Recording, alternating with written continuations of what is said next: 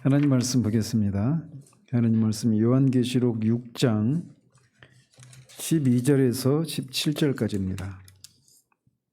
6장 12절에서 17절까지 같이 읽겠습니다. 내가 보니 여섯째 인을 떼실 때 큰 지진이 나며 해가 검은 털로 짠 상복같이 검어지고 달은 온통 피같이 되며 하늘의 별들이 무화과 나무가 대풍에 흔들려 설익은 열매가 떨어지는 것 같이 땅에 떨어지며 하늘은 두루마리가 말리는 것 같이 떠나가고 각 산과 섬이 제 자리에서 옮겨지매 땅의 임금들과 왕족들과 장군들과 부자들과 강한 자들과 모든 종과 자유인이 굴과 산들의 바위 틈에 숨어 산들과 바위에게 말하되 우리 위에 떨어져 보좌에 앉으신 이의 얼굴에서와 그 어린 양의 진노에서 우리를 가리라. 그들의 진노의 큰 날이 이르렀으니 누가 능히 서리요 하더라. 아멘. 지난주에는 다섯 번째 인을 떼었을 때 일에 대해서 살폈습니다. 이 다섯 번째 인을 떼었을 때 제단 밑에 아래 영혼들이 등장하는데 이들은 하나님의 말씀과 예수 그리스도의 증거로 인해서 죽은 그런 영혼들로 초림과 재림 사이 모든 시대의 이 순교자들 그리고 고난을 당한 그리스도인들이다라고 말씀을 드렸습니다. 그러면서 그들이 자신들의 피를 신원해달라고 갚아달라고 하는데 이것은 단순한 사적인 보복이 아니라고 말씀드렸습니다. 오히려 이 그들의 땅에 거하는 자들을 하나님이 심판하시는 것을 통해서 공의로 이 세상을 통치하시는 분이심을, 교회를 보호하시는 분이심을 드러내 주시기를 구하는 기도라고 말씀드렸습니다.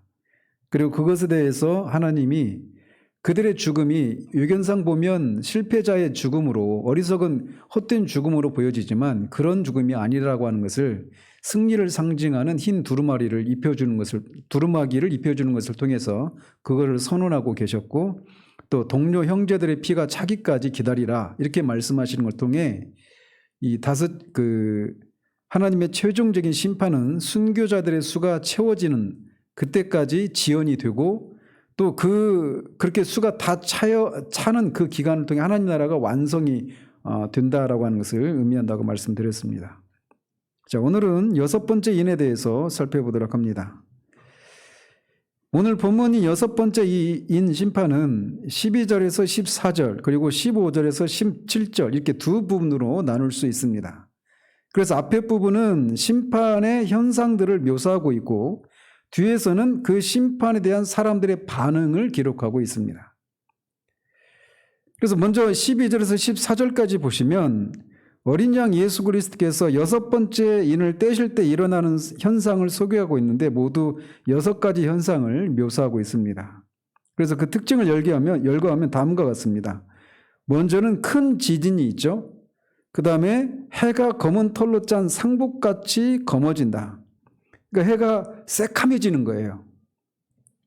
그리고 달은 피같이 된다. 붉은 빛으로 되는 거죠. 그러니까 이거는 뭐 일식이나 월식 이런 현상이 아닙니다. 그걸 넘어서는 해가 완전히 까매지는 거예요. 빛을 잃어버리는 거죠. 그리고 달도 월식이 달이 이렇게 가려지는 거잖아요. 그죠? 근데 이거는 그냥 까매지는 건데 여기는 붉어진단 말이에요. 그러니까 다른 현상이라는 거죠. 그리고 네 번째로는 하늘의 별들이 무화과 나무가 대풍에 흔들려 설익은 열매가 떨어지는 것처럼 하늘에서 땅에 떨어진다. 이렇게 말을 하고 있어요. 그래서 우리가 무화과 나무를 직접 보지 못했지만 뭐 감나무나 이런 것도 마찬가지죠. 이게 추수를 앞두고 있는 그 설익은 그런 나무들이 큰 태풍이나 불고 그러면 막 우수수 떨어지잖아요. 그런 것처럼 하늘에 있는 별들이 땅에 그렇게 막 우수수 떨어진다는 겁니다. 그리고 하늘은 두루마리처럼 말려서 떠나간다. 이 두루마리가 이렇게 양쪽에 말려 있어서 이렇게 말려있던 종이가 이렇게 폈다가 놓으면 막 이렇게 말려버리잖아요. 그런 것처럼 하늘이 그렇게 된다라는 거예요. 그리고 여섯 번째로는 각 산과 섬이 제자리에서 옮겨진다라는 겁니다. 그러니까 섬과 산이 막 움직이는 겁니다. 그러니까 일종의 뭐 지진이 일어날 지진의 그 현상 중에 하나가 뭐냐면 액상화라고 하는 게 있어요. 액상화. 그러니까 말 그대로 땅이 그 액체처럼 되는 겁니다. 그래서 막 그 물처럼 되어가지고 땅이 막 그렇게 되어버리는 거예요. 그러니까 그 위에 세워져 있는 건물들이며 이런 것들은 다 그냥 무너져 버리는 거겠죠. 그런 것처럼 산과 섬이 막 옮겨가는 겁니다. 그래서 이제 먼저 이게 이 6번째 인 심판이 언제 임하는 것인가라는 겁니다. 앞에 우리가 첫 번째에서 네 번째 이 심판은 언제 임하는 것이라고 말씀드렸어요. 주님의 재림을 앞둔 그 마지막 때 대환란기 이때 임하는 것이라고 했습니까? 아니면 초림에서 재림까지 그 역사가 진행되는 동안에 지속되는 반복되는 그런 심판이라고 했습니까? 후자죠. 그죠? 이것도 그런 것이냐 아니면 주님의 재림을 앞두고 임하게 될 최후 심판이냐 이런 두 가지 견해 중에 어떤 것인가라는 거죠. 어떤 것인가라는 겁니다. 근데 어쨌든 이렇게 두 가지 주장이 상반된 주장이 있는데 각각 모두 성경을 근거로 그렇게 주장을 합니다. 그래서 먼저 이것이 주님의 재림을 앞둔 시기에 임하게 되는 그 최종적인 심판이 아니라 역사가 진행되는 기간에 임할 그런 심판을 의미한다라고 주장하는 분들이 있어요. 그래서 그들이 주장하는 근거가 뭐냐? 여기서 언급되고 있는 이런 현상들, 이 현상들은 모두 구약에 보면 여호와의 날, 주의 날이라고 부르는 그 날들에 일어날 그런 현상들을 배경으로 하고 있다라는 겁니다. 그래서 뭐 그런 구절들이 굉장히 많아요. 이사야서도 그렇고 에스겔서나 요엘, 특히 요엘서에 많이 등장합니다. 그리고 뭐 하박국도 그렇고 미가서, 나훔, 스가랴서 이런 식으로 구약의 선지서들에 보면 여호와의 날은 심판의 날입니다. 여호와의 진노의 심판이 임하는 날을 여호와의 날 이렇게 말을 하는데 그날 일어날 현상들을 이렇게 얘기를 하고 있는 거예요. 그런데 이 여호와의 날이 심판의 날이고 종말의 날이라고 한단 말이죠. 근데 구약에서 보면 구약의 종말과 신약에서의 종말은 약간 다릅니다. 신약의 종말은 두 종류의 종말이 있죠. 그래서 주님이 처음 오셨을 때 이걸 초림이라고 하잖아요. 초림 때부터 종말이 시작됐어요. 그래서 초림으로 시작된 종말과 주님의 재림으로 있게 될 이 마지막 종말, 이 두 가지 종류의 종말이 있단 말이에요. 근데 구약에서는 종말이 하나로 이렇게 그렇게 되어 있습니다. 제가 지금 그 정확한 그 명칭을 제가 지금 기억이 안 나는데, 그래서 이렇게 멀리서 보면 멀리 보이는 산 보면 산이 하나로 겹쳐 보이잖아요. 근데 가까이 가면 산이 이렇게 그 뒤에 있는 산이 앞산과 같이 하나처럼 보이지만 가까이 가보면 두 개로 나눠져 이렇게 구분됐잖아요. 그런 것처럼 구약에서 종말이라고 말하면 종말이 한 시기에 일어나는 것처럼 그렇게 그 계시가 아직은 그렇게 드러나지 않았기 때문에 그렇게 하나로만 인식을 해서 여호와의 날에 일어나는 그런 현상들을 초림 때 일어나는 일과 그 재림 때 일어나는 일들이 구분이 없이 그렇게 하나로 이렇게 묘사되고 있단 말이에요.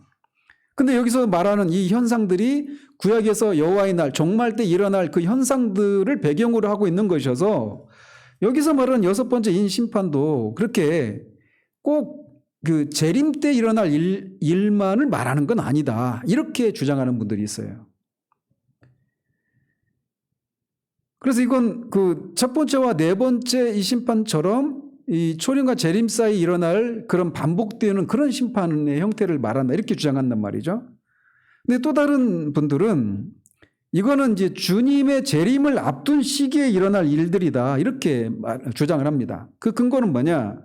주님이 이미 오셨어요. 신약에 오셨는데 그 제자들에게 마태복음 24장이나 마가복음 13장 이런 데 보면 주님이 다시 오시는데 재림하시는데 그때 일어날 그것을 앞두고 일어나게 될 징조들에 대해서 말씀하십니다. 마태복음 24장 그래서 소계시록 이렇게 말을 하거든요. 그리고 그 마가복음 13장에서도 그런 얘기를 해요. 근데 그것과 똑같은 얘기를 하고 있다는 겁니다. 여기서 말씀하시는 게. 여기서 언급된 게. 그러니까 재림 때 일어날 현상들을 여기서 지금 요한이 말을 하고 있다라는 거예요. 그리고 또 이 첫 번째와 네 번째 심판으로 인해서 그 어떤 그 심판을 당하는 사람들이 4분의 1이라고 했잖아요. 땅에 거하는 자들의 4분의 1이 죽잖아요. 그죠? 근데 여기서는 뒤에서 보겠지만 땅에 거하는 모든 사람들이 이 심판을 당한단 말이에요. 심판의 대상이 다릅니다. 그리고 17절에 보면 진노의 큰 날 이렇게 말을 하고 있어서 여기서 언급되고 있는 이 심판은 주님의 재림을 앞둔 시기에 임하게 될 그 마지막 때에 일어나게 될 심판을 언급한다. 이렇게 주장을 하고 있어요. 저도 이제 후자의 경우를 그런 입장입니다. 즉 주님의 재림을 앞둔 최후 심판 때 임할 심판이라는 겁니다. 근데 제가 지금 최후 심판이라고 하는 용어를 쓰는데 이 용어를 헷갈리시면 안 돼요. 주님이 오셔서 심판하시잖아요. 그때 그 심판은 그 살아있는 사람들의 또는 죽은 사람들의 그 최종적인 운명을 결정하는 심판이 아니라고 그랬죠. 웨스트민스터 신앙 고백서에서. 그냥 그것을 선언하시는 거예요. 그래서 주님의 공의와 은혜를 공개적으로 선언하는 그게 최후 심판이라고 말했잖아요. 그 심판과는 여기서 말하는 것과는 다른 개념입니다. 아시겠죠?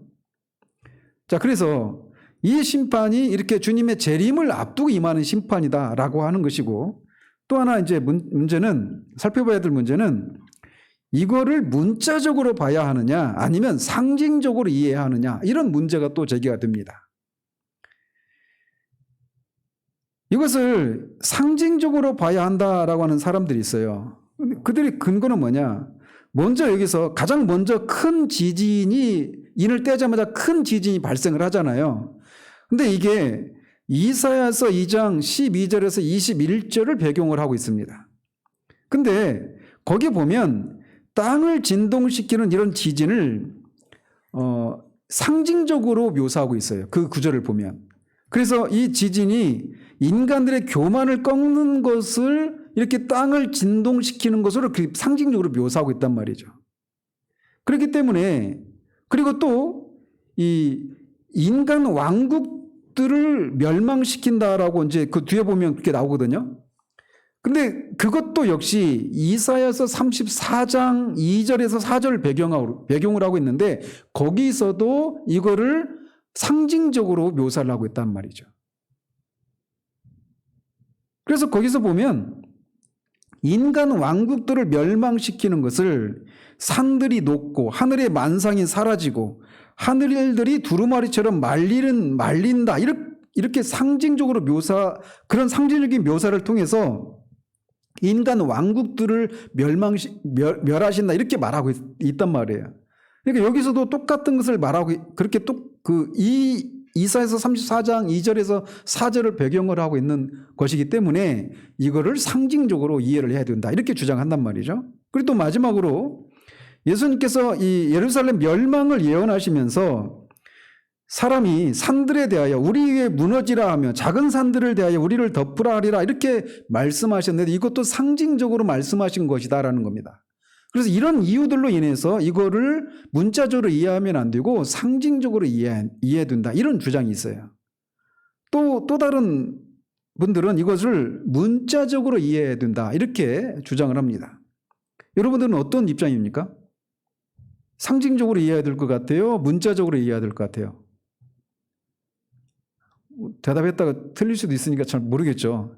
자, 이걸 이제 문자적으로 이해해야 된다라고 하는 분들은 이런 근거를 제시해요. 먼저 이 첫 번째로 묘사된 큰 지진 이거는 앞에서도 말씀드린 것처럼 주님이 마태복음 24장에서 주님이 재림을 앞두고 일어나게 될 그런 징조들을 설명하시면서 언급하신 그런 현상입니다. 근데 그 지진을 주님은 문자적으로 말씀하셨다라는 거예요. 그렇기 때문에 큰 지진이 일어난다. 이것도 문자적으로 이해해야 된다는 것이죠. 그리고 첫 번째로 언급된 이 큰 지진을 문자적으로 이해하는 것이라면 뒤에서 나타난 이런 현상들도 문자적으로 이해해야 된다는 거예요. 그래서 해가 검게 되고 달이 붉게 되고 별들이 막 그렇게 설익은 열매들이 막 떨어지는 것처럼 그렇게 막 떨어지는 그리고 큰 산과 섬들이 막 옮겨지게 되는 이런 일들이 문자적으로 일어난다. 이렇게 이해를 해야 된다는 겁니다. 근데 이제 문제가 생겨요. 뭐냐? 그래서 문자적으로 이해해야 되느냐, 상징적으로 이해해야 되느냐, 이거를 둘 중에 하나로 선택하게 되면 문제가 생겨요. 왜냐하면 분명히 문자적으로 말씀하신 현상들이 있거든요. 그렇기 때문에 다 이거를 상징적으로 이해하면 문제가 생겨요. 근데 이걸 또 문자적으로만 이해하면 또 문제가 생겨요. 어떤 문제가 생기느냐? 이를테면 14절에 보면 각 산과 섬이 제자리에서 옮겨진다 이렇게 말을 하고 있어요. 근데 16절에 보면 이런 일이 일어날 때 어린 양의 진노를 피하기 위해서 사람들이 산과 바위에 숨을 곳을 찾는 거예요. 그러니까 산과 바위가 막 이 섬들이 막 옮겨지는 그런 일들이 있는데 어떻게 사람들이 이렇게 그런 산과 바위로 이렇게 숨을 수가 있느냐라는 거죠. 가만히 멈춰 있는 산과 바위로 들어가야 되는데 그게 막 움직여버리는 상황에서 어떻게 거기에 숨어 들어갈 수 있느냐. 이런 문제 하나와 또 하나는 별들이 하늘에서 이게 큰 바람에 태풍이나 이런 것들에 설익은 과일처럼 하늘에서 땅에 떨어진다라고 했단 말이에요. 여기서 땅은 어디입니까? 문맥상. 땅은 지구죠. 그죠? 지구로 하늘에 있는 별들이 떨어진다라는 거예요. 근데 목성만 해도 그 태양계 안에 있는 별들만 해도 목성이 지구의 몇 배죠? 크기가? 어마어마하게 커요. 지금 제가 정확히 수치는 모르지만. 그러니까 땅에 떨어지려면 지구보다 작은 별들이 떨어져야 땅에 떨어진다라고 말할 수 있잖아요. 근데 여기서 막 과일들이 떨어질 때 한 개가 떨어지는 게 아니잖아요. 우수수 떨어지잖아요. 그러니까 이 하늘에 지구보다 큰 별들이 수를 헤아릴 수 없이 많아요. 근데 그 별들이 지구에 문자적으로 떨어지는 일이 가능하냐라는 거죠. 그래서 이거를 온전히 문자적으로만 이해해서도 안 되고 또 온전히 상징적으로만 이해해서도 안 되는 이런 요소들이 있는 거예요. 그런데 분명한 것은 이 마지막 때에 분명히 일어날 일들은 이렇게 해와 달과 별과 땅의 지진과 산과 막 그런 섬들이 옮겨지는 그런 일들이 일어나긴 일어납니다. 어떤 그 대격변이 일어나는데 여기서 묘사된 것처럼 문자 그대로 일어나는 건 아닐 수 있다는 거죠. 그러나 분명한 것은 이런 천체와 지구 안에서의 대격변이 일어나서 사람들이 도망칠 수밖에 없는, 두려워 떨 수밖에 없는 이런 대격변이 일어난다. 이것은 분명한 사실이라는 겁니다. 자, 이런 것을 볼 때 여러분들이 우리가 이런 것들에 또 익숙해져 있죠. 그러니까 3차 세계대전이 임하면 지구 종말이 온다. 이런 얘기들 많이 들으셨죠. 그래서 3차 대전은 어떻게 일어나요? 어떤 전쟁이 일어난다고 그래요? 핵전쟁이 일어나가지고 그 핵 때문에 지구가 망한다. 이런 얘기들 하잖아요. 근데 그게 맞나요? 여기만 가지고 보면 핵전쟁이 일어나는데 해가 검게 될 수 있어요? 달이 붉게 될 수 있나요? 별들이 떨어지는 일이 가능한가요? 그러니까 그거하고 다른 거예요. 그러니까 우리가 이런 어떤 영화나 이런 것들에 너무 많이 노출되니까 마치 그렇게 되는 것처럼 생각한단 말이에요. 그래서 세상에서 일어난 일들에 막 핵전쟁이라도 3차 세계대전이 일어나서 핵전쟁이라도 일어나면 그때가 이제 이 세상 종말이고 그 다음에 주님이 오신다. 이런 식으로 생각하고 있는데 여기서 이것만 가지고 보더라도 그것은 가능하지 않다라고 하는 것을 우리가 알 수 있는 거죠. 이런 것처럼 우리가 재림에 대해서 요한계시록에 대해서 잘못 알고 있는 그래서 근거 없는 두려움에 사로잡혀 있는 경우들이 굉장히 많아요. 이런 식으로 말이죠. 따라서 어쨌든 여기서 말하고 있는 심판의 현상은 이 전 지구적이고 우주적인 그런 우주의 천체 변화가 일어나는 그런 일들이 일어나는 거예요. 그렇다고 해서 이 우주가 막 완전히 우주의 질서 자체가 그 체계 자체가 이 골격 자체가 완전히 없어지는 그런 격변은 아닙니다. 여전히 그렇게 있지만 그런 골격 이런 것들은 그대로 시스템은 그대로 있지만 그 안에 있는 질서들이 새롭게 되는 거예요. 그거는 이제 베드로후서 3장에서는 그 불로 인해서 체질이 녹고 하는 이런 것으로 표현하는 것이죠. 그게 어떤 형식으로 일어날지 정확하게 알 수는 없어요, 우리가. 그러나 분명한 것은 이 지구에 큰 지진이 일어나고 뭐 지진이 일어나면서 동시에 뭐 화산도 폭발하겠고 그런 지진으로 인해서 막 그 섬들이 막 대륙에 그런 깨어지고 막 그런 해일도 일어나겠고 그런 대격변이 일어나요. 지구적으로도. 그다음에 해와 달과 별들에 있는 그런 천체에도 분명한 어떤 이상 현상들이 일어나게 될 거예요. 자, 그러면서 이런 일들이 정말 일어난다면 그런 일들을 목격하는 사람들은 얼마나 두려워 떨까요? 너무나 당연한 것 아니겠어요? 그러니까 그런 일이 일어날 때 뭐 덧붙여 말씀드리면 어디 요즘 뭐 그런 부자들 있잖아요. 어떤 섬을 통째로 사가지고 거기에다가 핵전쟁이 일어나도 몇 달 동안 몇 년 동안 끄떡하지 않고 벙커를 지어가지고 그 벙커에서 몇 년 동안 살고 이런 영화들 있잖아요. 핵전쟁 이후에 나와가지고 또 뭐 인류가 퍼져나가고 이런 영화들 많잖아요. 다 그거는 가공된 얘기들이지 계시록에서 말하고 있는 것이 아닙니다. 근데 우리가 말씀드린 것처럼 그런 것들이 너무 우리가 자주 보니까 마치 그것이 진실인 것처럼 그렇게 우리가 생각하는데 그렇지 않아요. 자, 어쨌든 이런 일이 일어날 때 그러니까 벙커를 짓는다고 해서 그 벙커가 안전할 수 있겠어요? 전 지구적으로 이렇게 이런 변화가 일어나는데 절대 안전하지 않습니다. 여기서 피해갈 수 있는 사람은 아무도 없어요. 무엇으로도 이 최종적인 심판을 이런 심판으로부터 벗어날 수 있는 길은 없습니다. 오직 한 가지 길밖에 없어요. 그건 이제 뒤에서 말씀드립니다. 자, 그러면서 이렇게 전 지구적이고 우주적인 심판이 발생하게 되면 당연히 그것을 목도하게 되는 사람들에게는 말할 수 없는 두려움과 공포심이 있기 마련인 겁니다. 그래서 그런 심판을 목격한 사람들의 반응을 기록하고 있는 것이 15절과 16절이에요. 거기 보시면 땅의 임금들과 왕족들과 장군들과 부자들과 강한 자들과 모든 종과 자유인이 굴과 산들의 바위 틈에 숨어 산과 바위에게 말하되 우리 위에 떨어져 보좌에 앉으신 이의 얼굴에서와 그 어린 양의 진노에 소리를 가리라 이렇게 외친다라는 거예요. 먼저 15절에 보시면 이 심판을 받게 되는 사람들의 어떤 사람들이 이런 반응을 보이는가를 말해주고 있습니다. 근데 이 15절은 이사야서 2장 12절, 19절, 그 다음에 호세아서 10장 8절을 배경으로 하고 있습니다. 이사야 2장 12절에 보면 대저 만군의 여호와의 날이 모든 교만한 자와 거만한 자와 자고한 자에게 임하리니 그들이 낮아지리라 이렇게 되어 있고 또 2장 19절에 보면 사람들이 아멸과 토굴로 들어가서 아멸은 이제 굴이에요. 그러니까 바위 암자 구멍 혈자니까 바위로 된 굴이죠. 바위굴과 토굴로 들어가서 여호와께서 땅을 진동시키려고 일어나실 때 그의 위엄과 그 광대하심의 영광을 피할 것이라 이렇게 되어 있어요. 호세아서 10장 8절에 보면 그때 그들이 산더러 우리를 가리라 할 것이요 작은 산더러 우리 위에 무너지라 하리라 이렇게 되어 있습니다.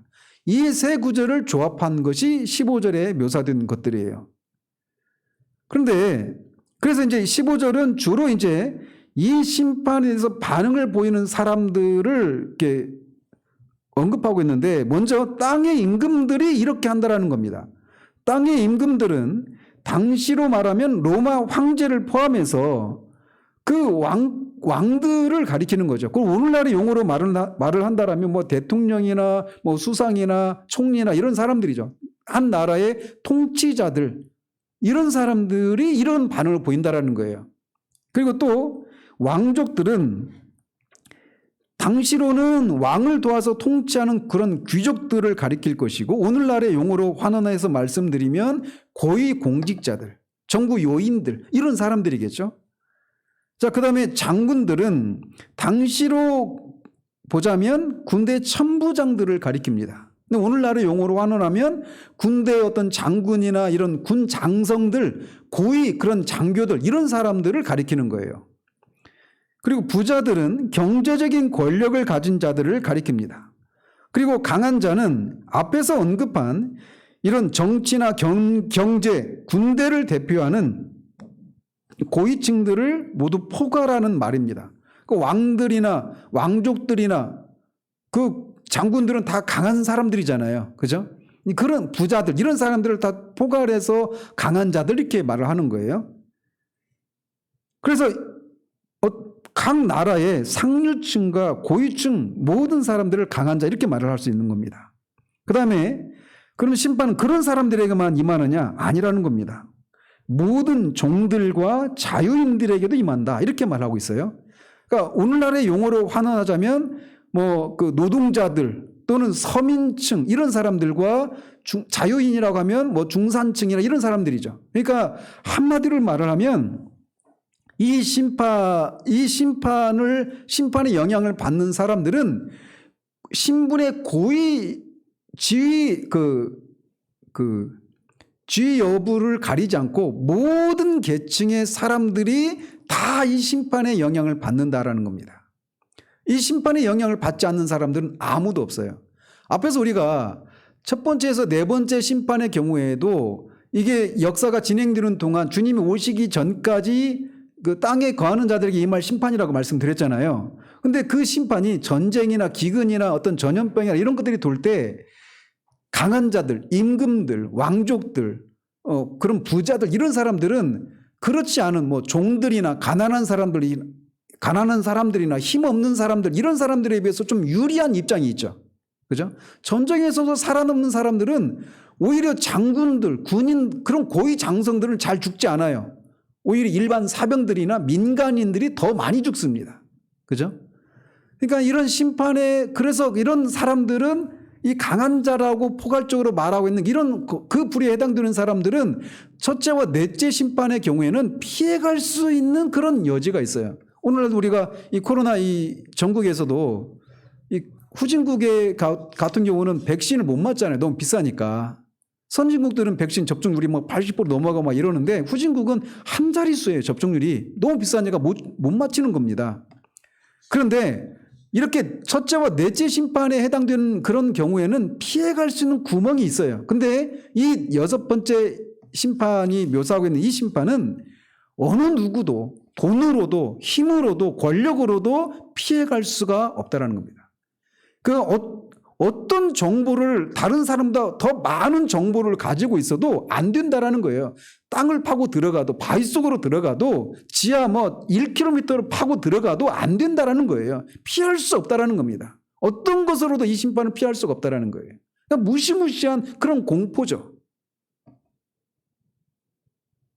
그래서 그렇기 때문에 이 심판이 최후에 임하게 되는 심판이다 이렇게 말을 하는 근거가 바로 여기 있는 거예요. 그런데 여기서 우리가 한 가지 흥미로운 것이 있는데 이 목록 중에 처음으로 등장하는 임금들이라고 하는 말 앞에 어떤 형용사가 있습니까? 소유격이? 땅의라고 하는 이런 소유격이 붙어 있죠. 그러니까 땅의 임금들 이렇게 되어 있어요. 그런데 구약에 보면 땅의 임금들이라고 하는 이런 표현이 나오질 않습니다.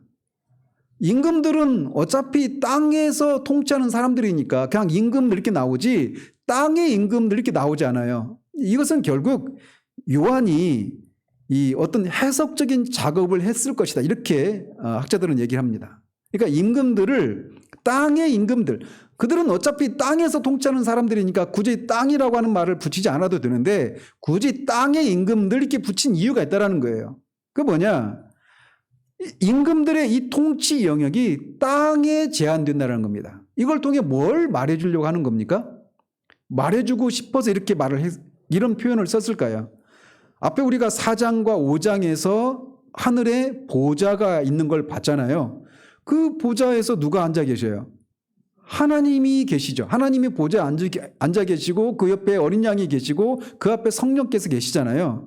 그래서 하나님이 하늘과 땅과 이 모든 우주를 통치하시는 분이세요. 그래서 하나님의 통치가 미치지 않는 영역은 없는데 땅의 임금들은 그들의 통치권이 땅에 국한되어 있다는 거예요. 그리고 그들이 통치하는 나라에 제한되어 있다는 것입니다.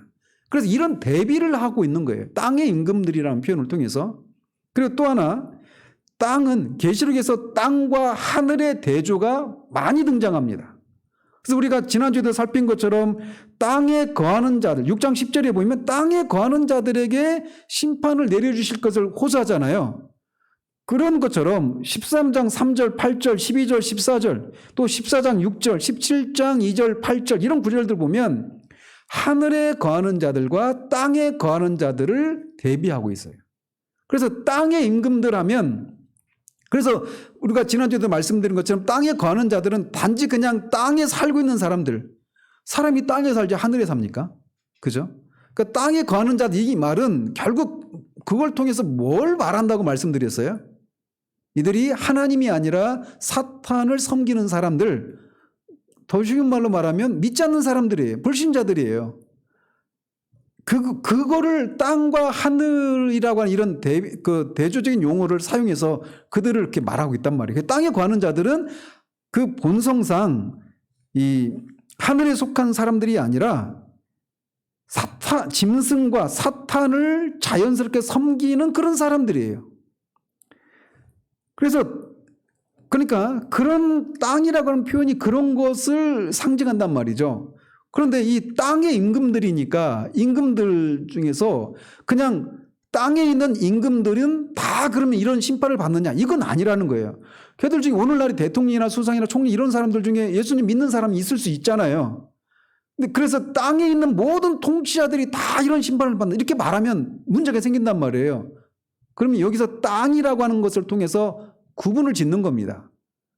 즉, 그 통치자들 중에도 본성상 땅에 속한 사람들이어서 사탄과 짐승을 경배하는 사람들, 불신자들 이런 걸 말하는 거예요. 근데 이 첫 번째 목록에 땅의 임금들이라고 하는 표현을 하나만 쓰고 있는데 사실 뒤에 있는 것에도 다 이 땅에라고 하는 말이 다 걸린다라는 겁니다. 땅의 왕족들 중에도 믿는 사람이 있지 않겠어요? 그죠? 땅의 장군들, 땅의 부자들, 땅의 강한 자들, 땅의 종들, 땅의 자유인들 이런 식으로 다 붙는다는 거죠. 그래서 이런 표현을 통해서 이 심판을 당하는 사람들은 장소적으로 그냥 땅에 있는 모든 사람들에게 임하는 것이 아니라 본성상 사탄과 짐승을 경배하고 숭배하는 그런 사람들, 불신자들, 교회를 핍박하고 대적하는 사람들, 이런 사람들을 가리킨다는 거예요. 근데 그 사람들이 지위 고하를 막론하고 모든 신분, 모든 사회 계층의 사람들이 다 이 심판을 받는다라는 겁니다. 그들이 가진 권력과 정보력과 어떤 힘과 경제력 이것으로도 할 수가 없다라는 거예요.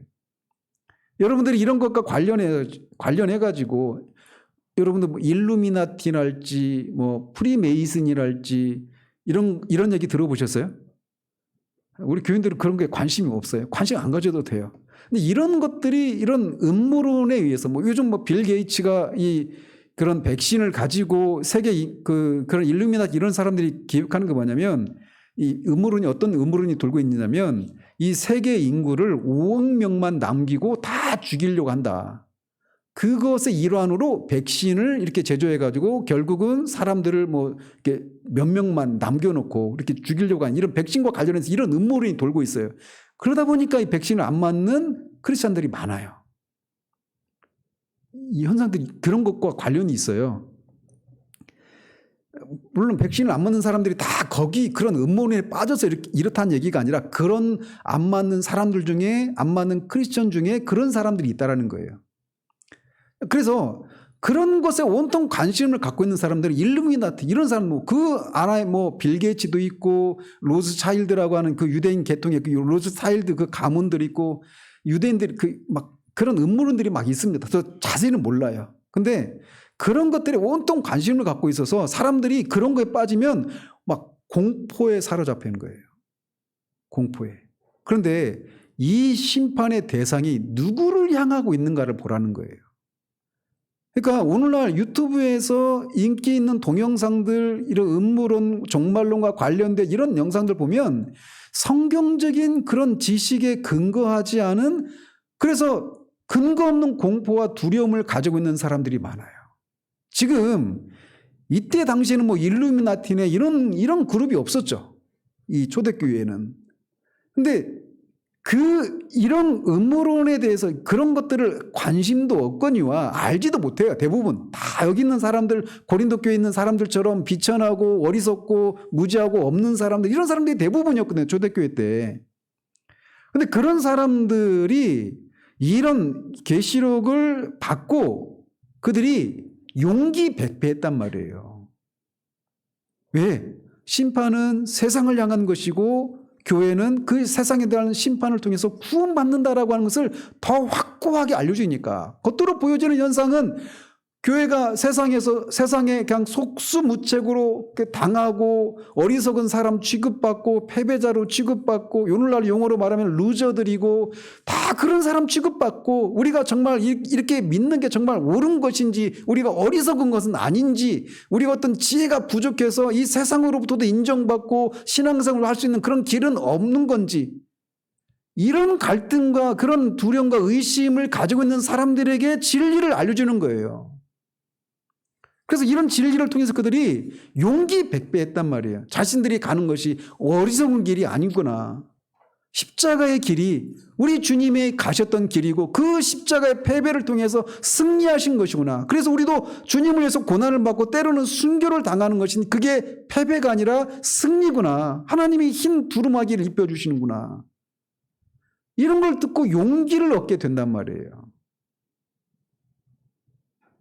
그래서 이 심판의 대상은 이렇게 사탄에게 속한 땅에 사는 자들을 향한다라는 겁니다. 뭐 일루미나티가 어떠고 저떠고 해도 그들이 어떤 기세를 이렇게 올리고 해도 이 심판에서 벗어날 수 없다라는 거예요.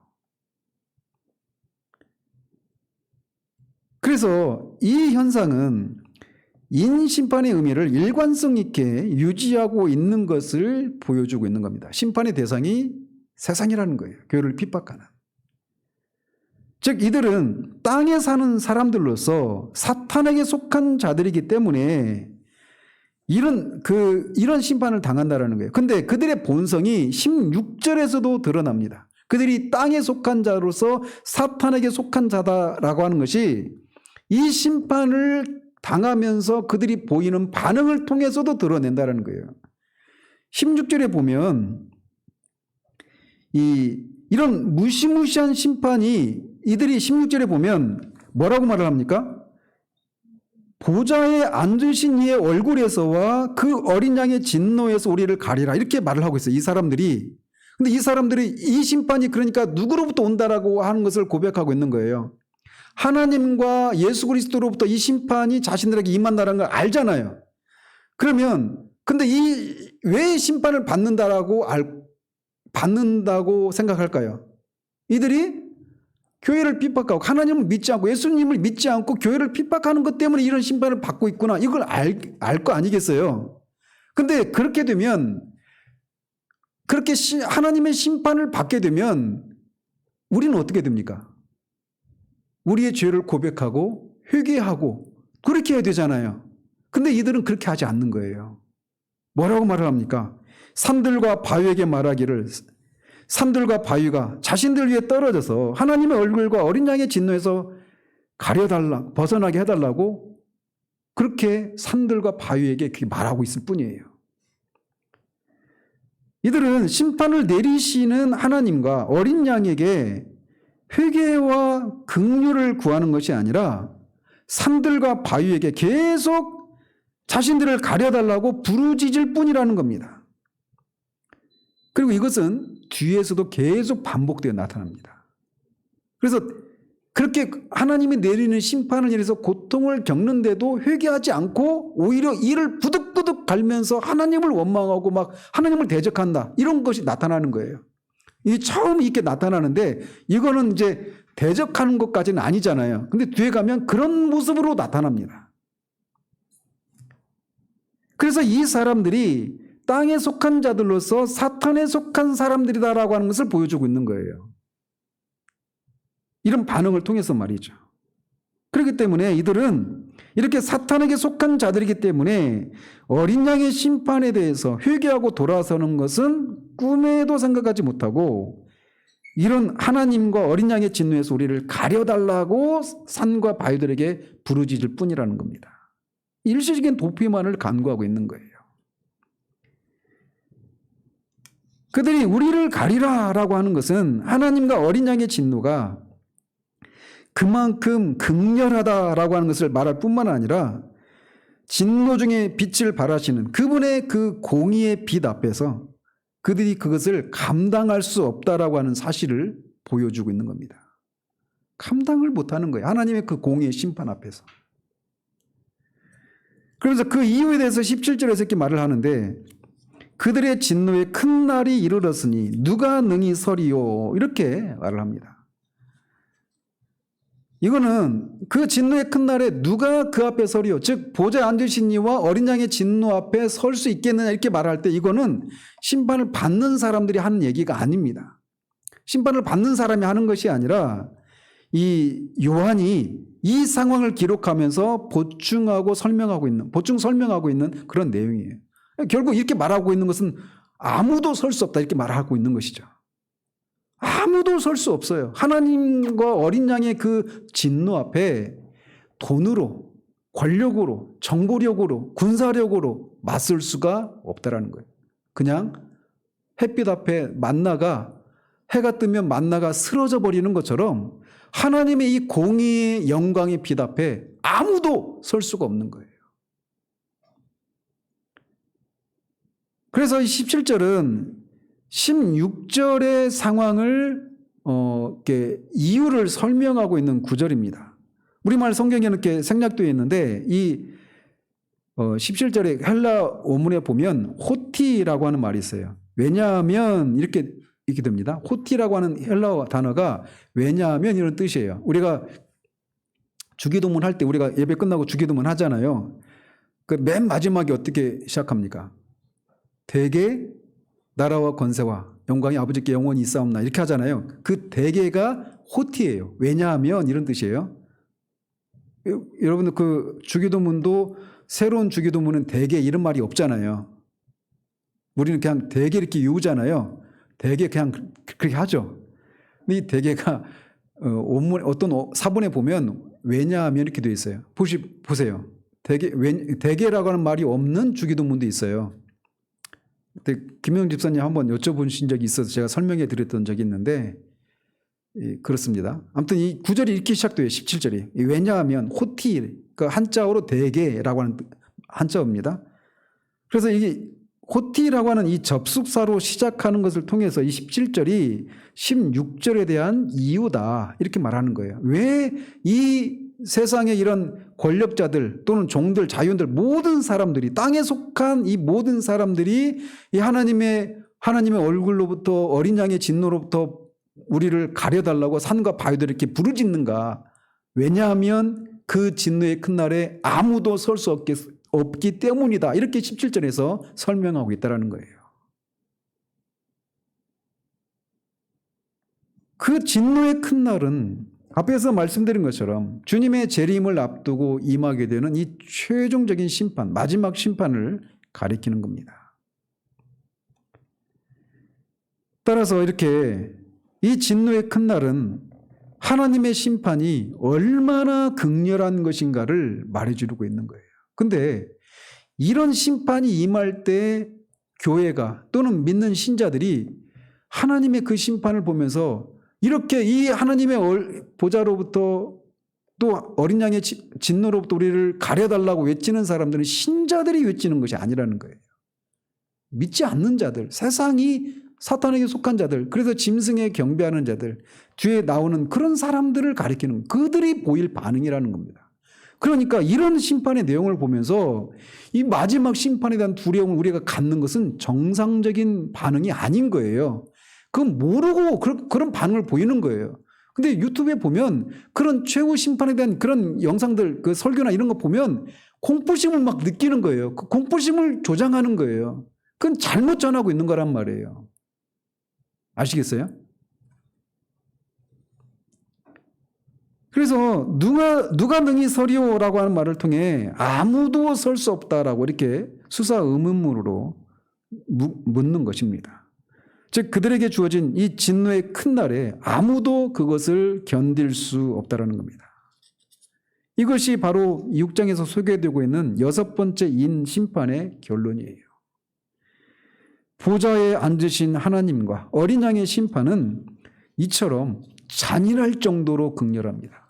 조금의 긍휼과 자비도 없어요. 완전히 그분의 공의에 이런 진노를 다 쏟아버리시는 겁니다.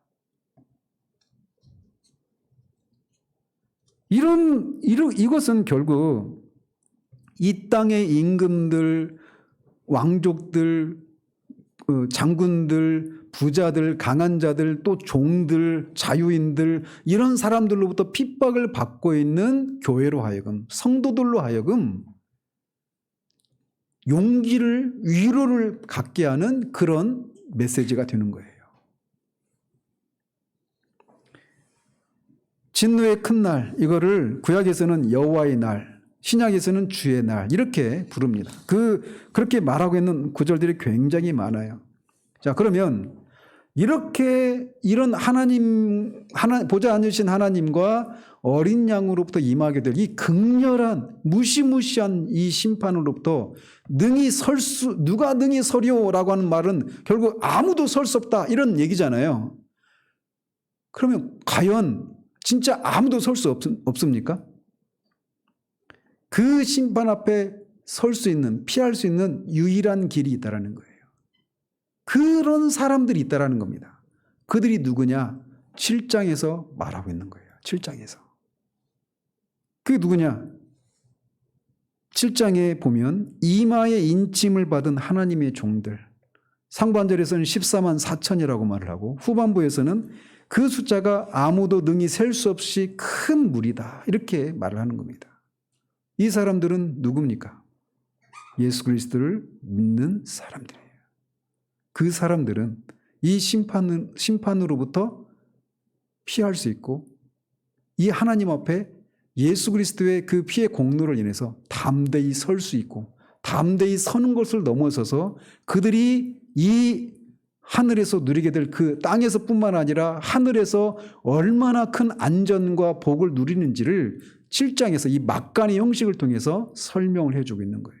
그러니까 거듭 말씀드리지만 이런 심판에 대한 내용을 듣고 막 공포심에 시달리고 하는 것은 말씀을 제대로 전하지 않고 있는 거예요. 오히려 내가 예수를 믿는 정말 거듭난 그리스도인이라면 7장에서 소개되고 있는 것처럼 그 하나님으로부터 이마에 하나님의 종으로 인침을 받은 그런 사람들, 신자들은 그들이 땅에서도 안전하고 하늘에서도 안전하고 그런 복락을 누리게 될 것이라고 하는 것을 기억하면서 소망하면서 오히려 위로를 받게 되는 거예요. 지금은 땅의 임금들로부터 핍박을 받고 순교를 당하기도 하고 여러 가지 고난을 당하고 있지만 그게 끝이 아니다라는 겁니다. 이 심판이 있고 우리가 옳았음을 입증해주는 그런 게 있다라고 하는 것을 알면서 오히려 하나님을 찬양하게 되는 거예요. 우리에게도 바른 깨달음이 있기를 바라요. 기도하겠습니다. 하나님 아버지, 6번째 인이 떼어졌을 때 일어나게 될 이 주님의 재림을 앞두고 임하게 될 이 무시무시한 심판에 대한 내용들을 살폈습니다. 이거를 완전하게 문자적으로만 또는 상징적으로만 이해할 것이 아니라 우리가 균형을 가지고 이게 정도에 있어서 문자적으로 일어나는 일은 아니라 할지라도 실제적으로 이루어진 일들이 전 지구적으로 우주적으로 전체의 그런 변화와 전 지구적인 대격변이 일어나게 되고 거기에서 금권으로도 권력으로도 정보력으로도 어떤 신분으로도 그 심판에서 피할 수 있는 사람이 아무도 없다라고 하는 사실들을 살폈습니다. 그들은 땅에 속한 자들로서 사탄에 속해서 사탄을 섬기고 짐승에게 경배하는 그런 사람들, 그 사람들은 모두 예외 없이 신분지위, 고하를 막론하고 다 이런 심판을 받고 그들이 그런 심판이 하나님으로부터 임한 것이라는 것을 알매도 불구하고 그 심판을 인해서 심판하신 하나님께 긍휼과 자비를 호소하는 것이 아니라 그냥 일시적으로 도피하고자 하는 그런 것만을 보이는 것을 통해 뒤에서는 그런 하나님을 원망하고 삿대질하고 대적하는 것을 통해 그들이 본성이 땅에 속해 있고 사탄에 속한 자들인 것을 드러내는 그런 것을 우리가 살펴보았습니다. 이 심판이 예수 그리스도 안에 있는 우리들에게 해당되는 것이 아님을 우리가 기억하고 이 시대에 잘못 전해지고 있는 거짓된 가르침들에 의해서 우리가 헛된 공포심을 갖지 않고 오히려 이 편지를 받고 이 아무도 능히 설 수 없는 하나님의 보좌 앞에, 어린 양 앞에 설 수 있고, 그 어린 양이 하나님이 보호하시는 땅에서와 하늘에서의 그 안전을, 복락을, 영원한 복락을 누리게 될 사람들이 바로 우리라고 하는 사실들을 알고 그런 은혜를 주신 하나님께 찬양하고, 이 땅에서 비록 땅에 속한 자들로부터 이런저런 고난을 받고 심지어 죽게 되는 일들이 있을지라도 그것이 헛된 것이 아니고 실패의 삶이 아님을 알고 힘들지만 옳은 길을 끝까지 가는 우리들 될 수 있도록 주님 도우시기를 원합니다. 예수 그리스도 이름으로 기도합니다. 아멘.